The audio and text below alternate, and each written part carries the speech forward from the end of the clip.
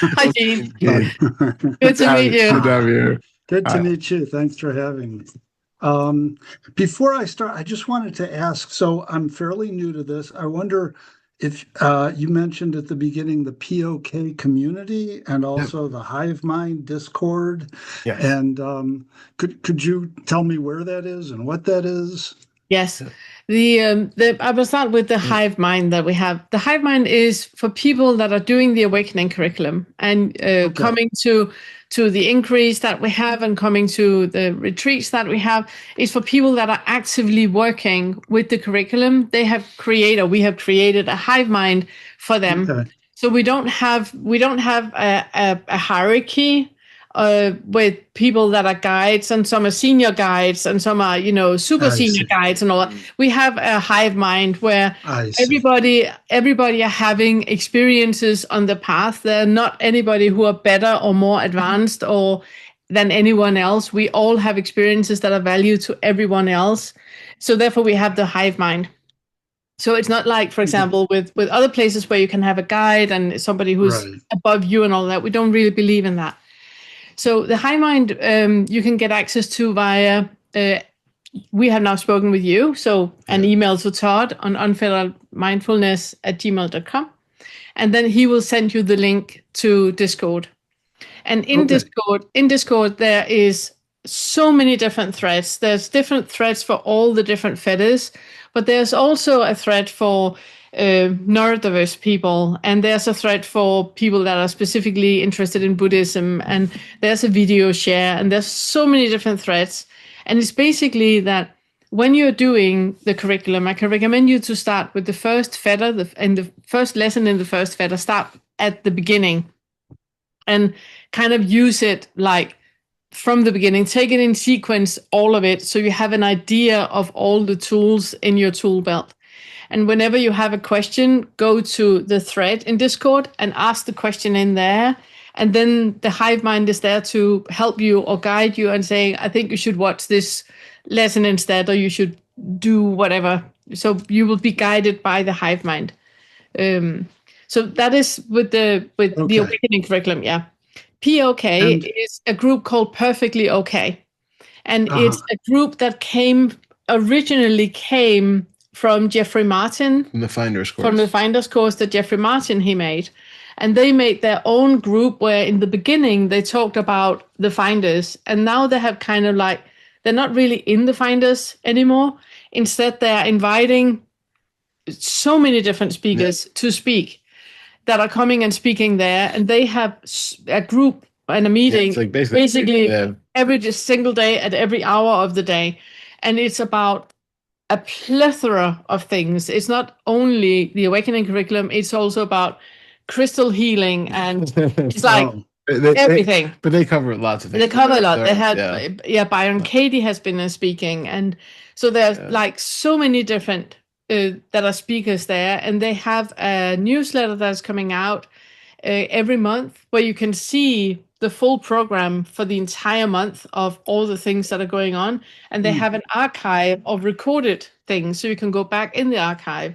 It's an amazing community that I can warmly recommend. But and you can come to the talk we have on Sunday by sending an email to Patty Levine. The email address should be in the chat if you take a look there.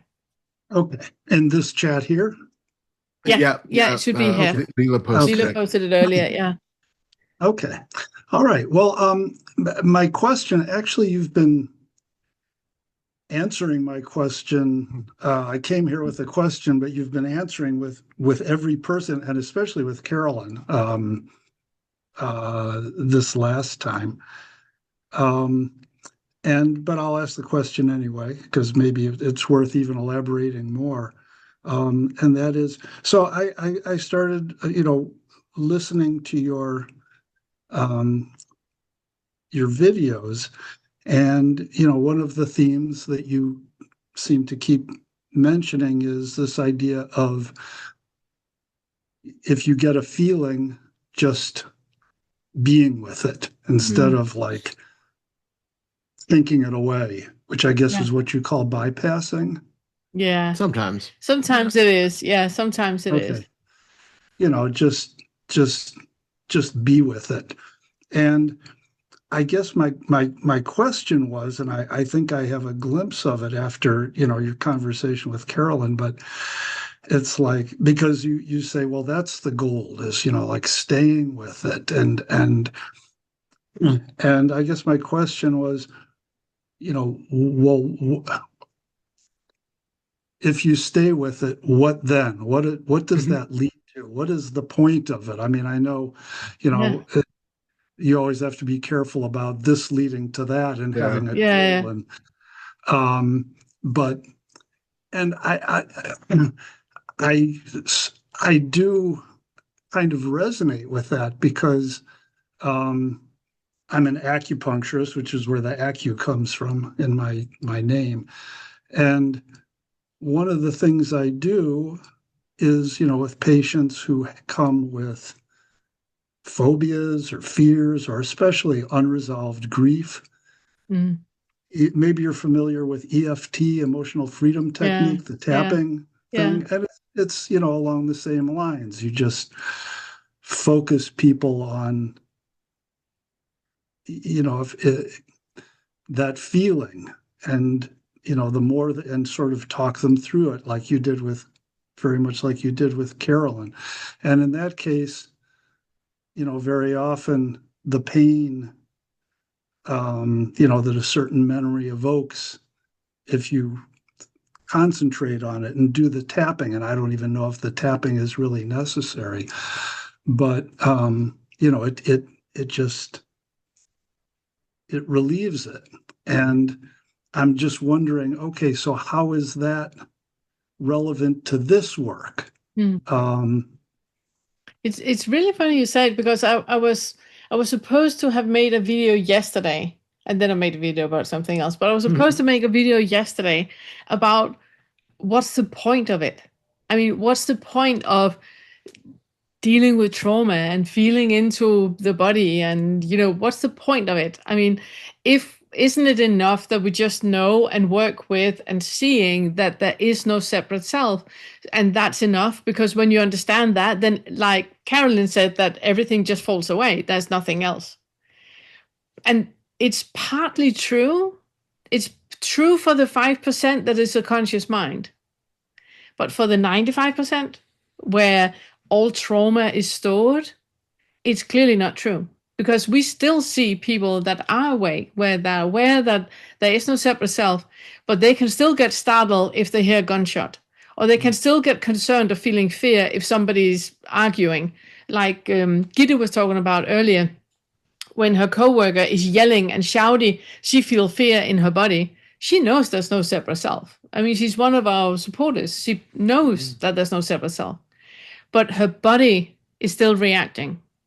And as long as we have a reaction or an activation when something is happening, there is space to look into. There's a reason to look into it. Because if we don't look into it, that is going to be our driving force.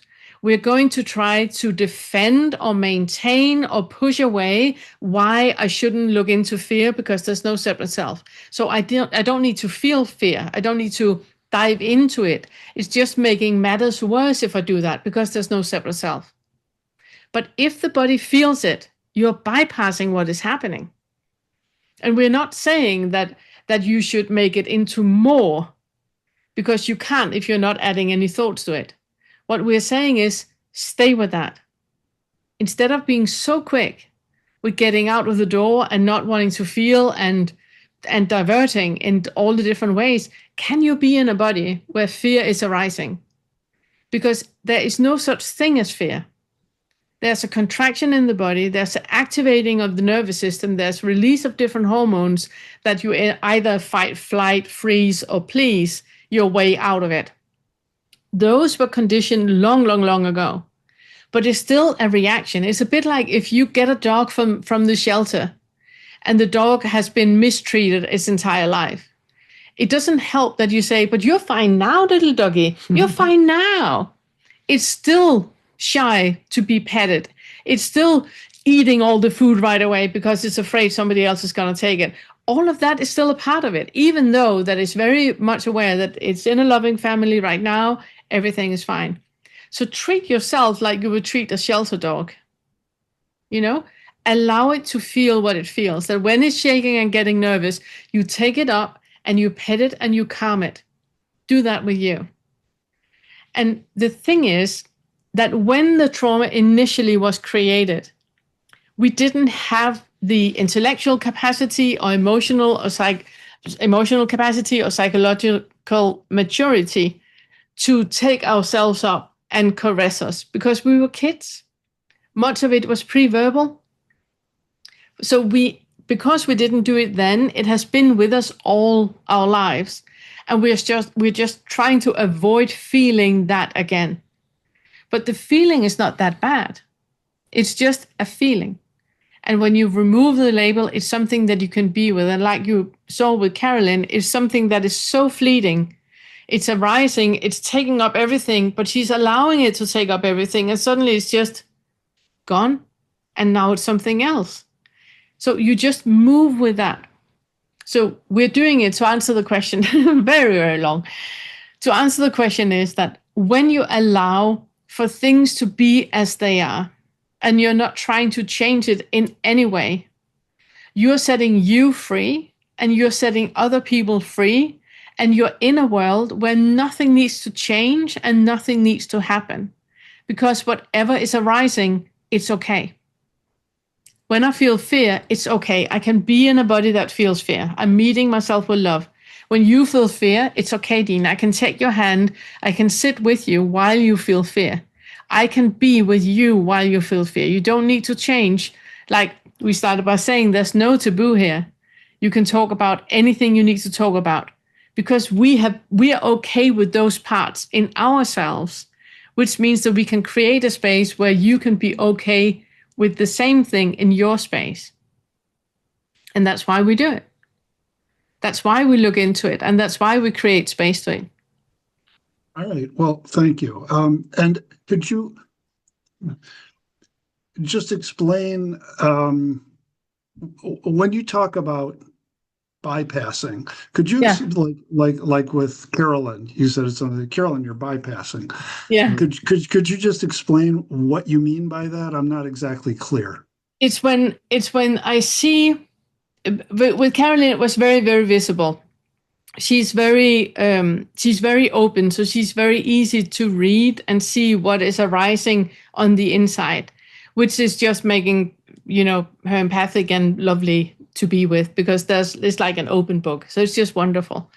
But what I noticed was that she talked about something and immediately she had a contraction in her body, which means that her nervous system was reacting to whatever thought was coming up. And to avoid that contraction, not having that contraction anymore, her mind started to create a story and the body relaxed right away because she was no longer feeling it. So when we bypass, it's because there is something that is arising in the body that is so uncomfortable that I cannot be with it. So now I'm going to talk about Janice. Did you hear what she said? Because I'm uncomfortable in my body. So now I'm going to blame, shame, complain out there about other people. So I don't have to feel me. That is a bypassing. Whenever we point fingers at other people and say, oh, Todd, he's always, da. Todd is nothing. Todd is Todd. Pernilla have an issue with the feeling that she's having in her body and is pointing fingers. And Todd needs to stop doing that because I don't like how I feel. That's got nothing to do with Todd. I'm bypassing from what I'm feeling in my body by telling him to be different. So I don't have to feel what I feel. That is bypassing. So if I start telling myself, well, that's really wrong. Doesn't that person know any better? Yeah. You're bypassing. They really shouldn't. Okay. Yeah. So that's bypassing because and the fifth feather is really working a lot with that. Yeah. The fifth feather is rough because when you're doing the fifth feather, there is no longer anywhere to escape to. You become very, very quiet when you realize that everything you say about other people is your opinion about you. Okay. And so just last night, actually, I started the curriculum. There were and I just got to the first video. And is there the things that we've been talking about, this POK community, the Hive Mind, any particular advice about when to go there, or My when to recommendation would be that incorporate start with the first lesson in the first feather. Have a notebook and make notes about the things that you hear, that you think about, that is evoking something in you. And when you get back, when you have done I would say the 5 first feathers, so the lower 5 as we call them, when you have done them, then see if you need another round. And that is when your notebook is useful, because what you thought was important and of really, provoking or something like that, now it doesn't have any meat on it when you come back to it, because it will have resolved. The world will be different when you have done the lower 5s.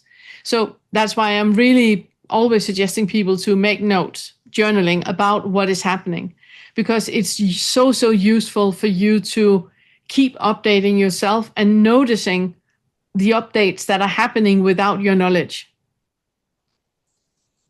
Okay. All right. And if you have any questions, write in the Hive Mind. Okay. All right. Well, thank you. It's really, you've been answering the question that I came in with, far more thoroughly than I could have hoped. So thank you. I'm so happy. Really helpful. So happy. It was good meeting you. Yeah, really good meeting you. Good to have you, Hetty. Thank you so much. Thank you.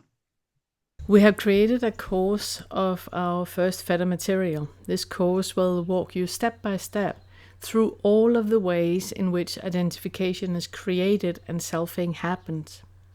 If you've been struggling to see through the self-structure or have that first awakening shift, this course contains hundreds of tools to help you discover the selfing mechanisms when they're happening, and then see through the illusion of identification that are created.